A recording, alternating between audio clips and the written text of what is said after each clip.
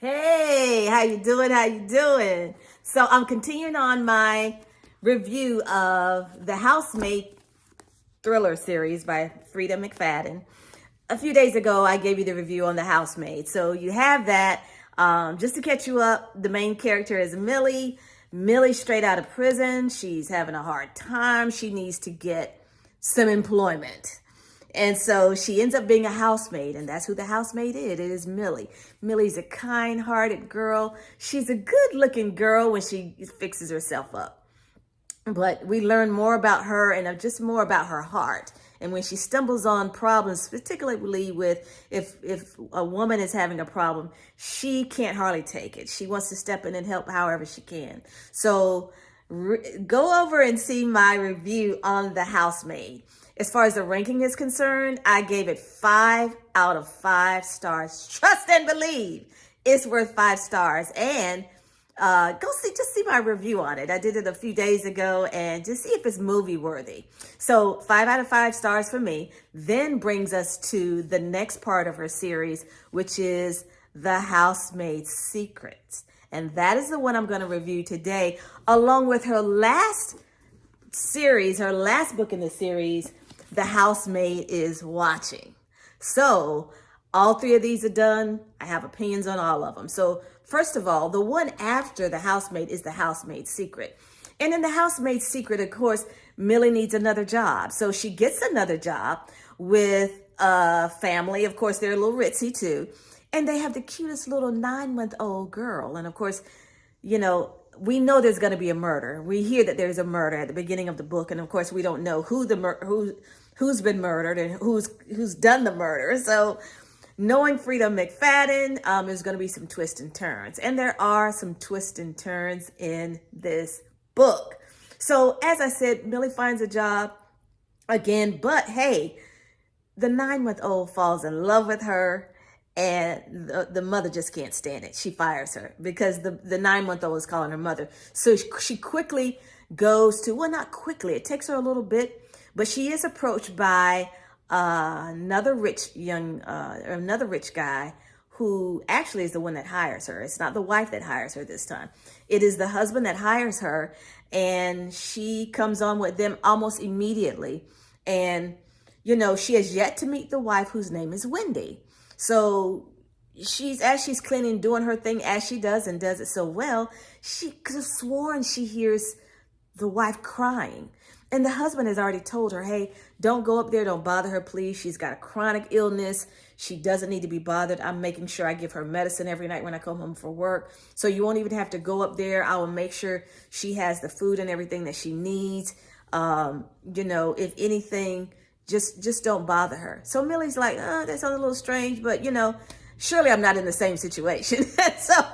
so she, being the soft heart that she is, she just can't take it. I mean, she's just got to see what's going on when she does the laundry. She sees specks of blood. She hears the wife.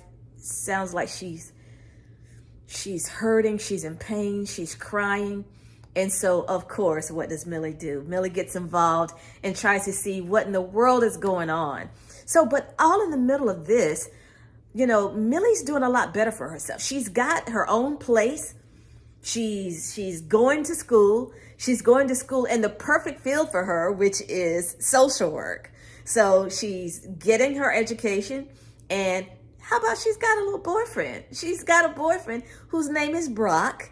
And, in the other book, I'll just go ahead and tell you, she did have a love interest whose name was Enzo. But Enzo's mother gets sick. And Enzo's from Italy. He had to go see about his mother. So there you have it.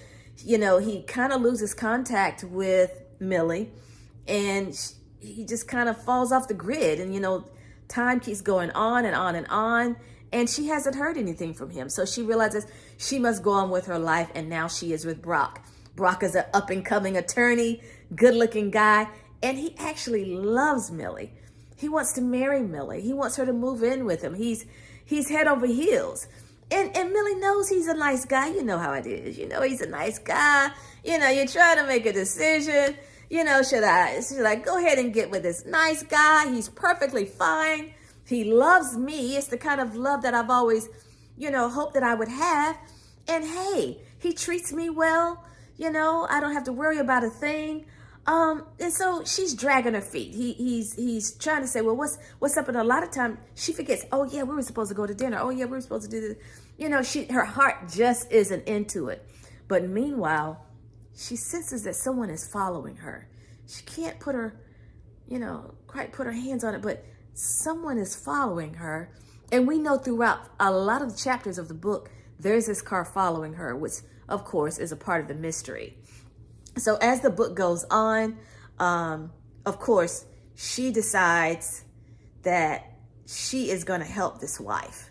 She's going to help her if it's the last thing she does. She can't stand that this lady is in there sick. Obviously, her husband is doing something to her. She thinks maybe he's poisoning her or he's doing something to her. And so, the wife comes to the point where she learns to trust Millie, and the plot goes on from there. I'm not going to give you the whole thing, but I will say that this book has a lot of twists and turns, probably more than even The Housemaid, probably even more than The Housemaid. Lots of twists and turns. I love it. So, of course, we know in this book there is a murder.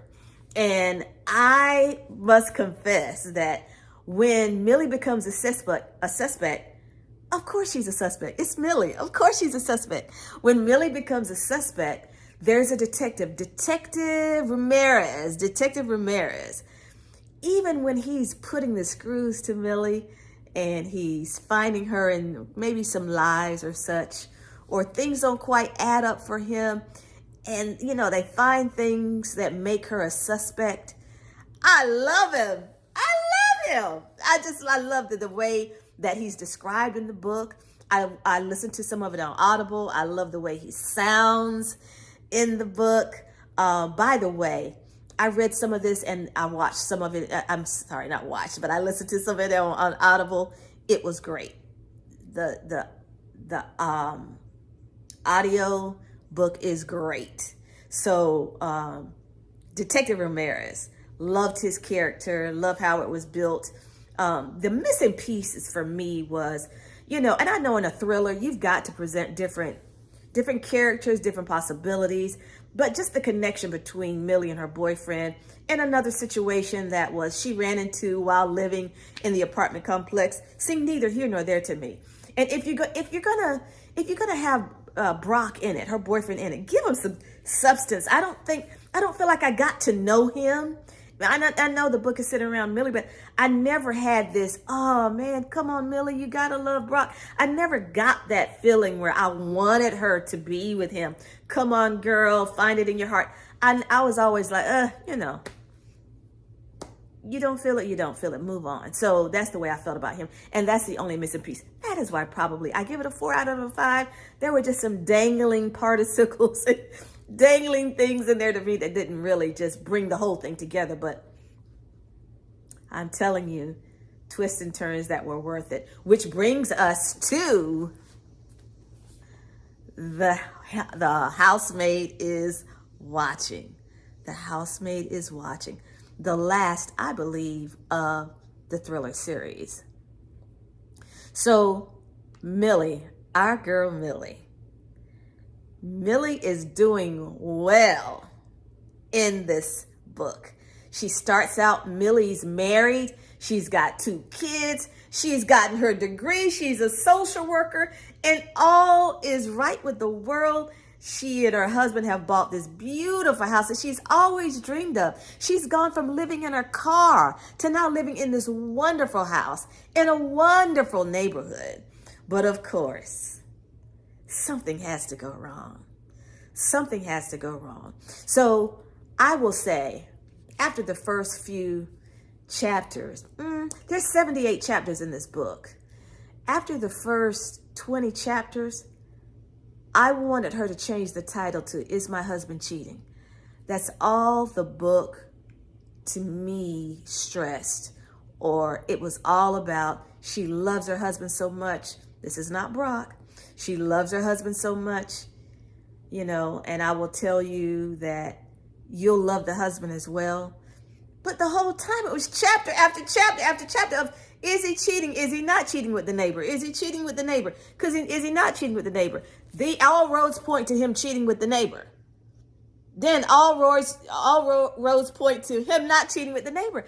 I just didn't understand what Frida McFadden was doing with that. Now, she knows she typically, I would think, has pretty smart readers.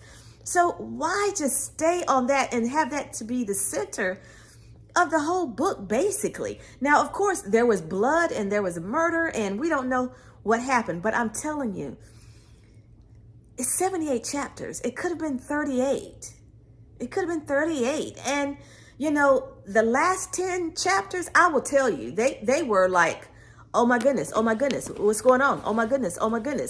But that, you know, had I not read the others, I would have probably said, you know, I don't know if I'm going to finish this. I think I'll go to something else, because it just didn't do it for me at the beginning. It was not like the other ones to me. It was not The Handmaid's Secret, and it was not The Housemaid. I was disappointed. I'm sorry. I was disappointed. Like I said, the last 10 chapters were page turners. Lots of twists and turns. You thought they were going left, then it went right. You thought it was going to go right, and then it went left. But that was all toward the end of the book. And so it did not hold my attention like I felt like it should have. So I'm going to give that simply 3 stars basic.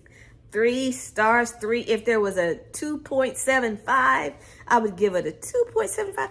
But it's a 3 because the book is creative. It's creative. So, you know, it is a decent read. But that's my ranking.